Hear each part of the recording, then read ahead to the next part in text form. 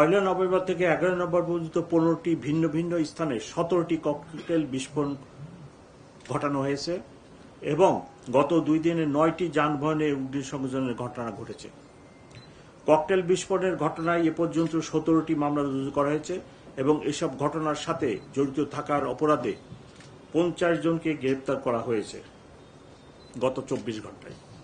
প্রিয় সাংবাদিকবৃন্দ, আপনারা জানেন কার্যক্রম নিষিদ্ধ একটি দল ও সহযোগী সংগঠনের নেতাকর্মীরা আত্মগোপনে থেকে রাজনৈতিক কর্মকাণ্ড পরিচালনা করার অপচেষ্টা করছে। এরই অংশ হিসেবে রাজধানীর বিভিন্ন স্থানে ঝটিকা মিছিলের মাধ্যমে জনমনে আতঙ্ক সৃষ্টির চেষ্টা করছে। অক্টোবর থেকে এ পর্যন্ত 14টি ঝটিকা মিছিল করে তারা এবং স্বল্পস্থায়ী এসব মিছিলের ছবি সামাজিক যোগাযোগ মাধ্যমে ছড়িয়ে দিয়ে নিজেদের অস্তিত্ব জানান দেওয়ার চেষ্টা করছে। অক্টোবর থেকে আজ পর্যন্ত ঝটিকা মিছিল পরিকল্পনা, অর্থায়ন ও অংশগ্রহণের সাথে জড়িত কার্যক্রম নিষিদ্ধ একটি দল ও অঙ্গ সংগঠনের 552 জন নেতাকর্মীকে গ্রেপ্তার করেছে ঢাকা মেট্রোপলিটন পুলিশ। গ্রেপ্তারকৃতদের কাছে পাওয়া তথ্য এবং তাদের প্রাক পরিচয় যাচাইয়ে দেখা যায় তাদের অধিকাংশই রাজধানী ঢাকার বাইরে থেকে আসা। অর্থের বিনিময়ে তারা ঢাকায় এসে ঝটিকা মিছিলে অংশগ্রহণ করে আবার ঢাকার বাইরে চলে যায়।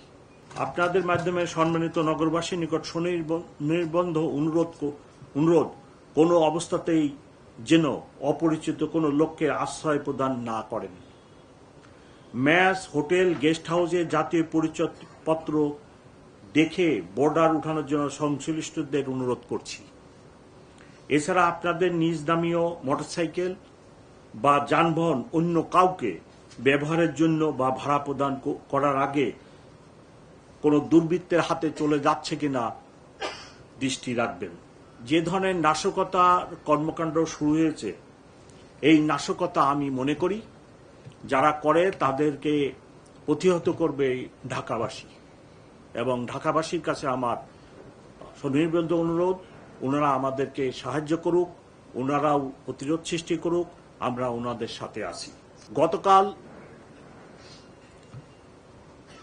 পুলিশকে নিক্ষেপ করে দুর্বৃত্তরা ককটেল নিক্ষেপ করে। একটি ঘটনা ঘটে জসিমউদ্দিন রোডে, আরেকটি মৌচাকে। ফ্লাইওভারের উপর থেকে জসিমউদ্দিন রোডে সার্জেন্টের উপরে ককটেল নিক্ষেপ করা হয়।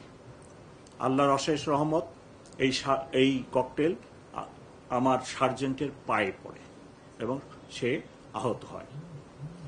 মৌচাক মার্কেটের এখানে পিকেট ডিউটি করা অবস্থায় তাদের উপর নিক্ষেপ করে, কিন্তু তাদের গায়ে লাগে না।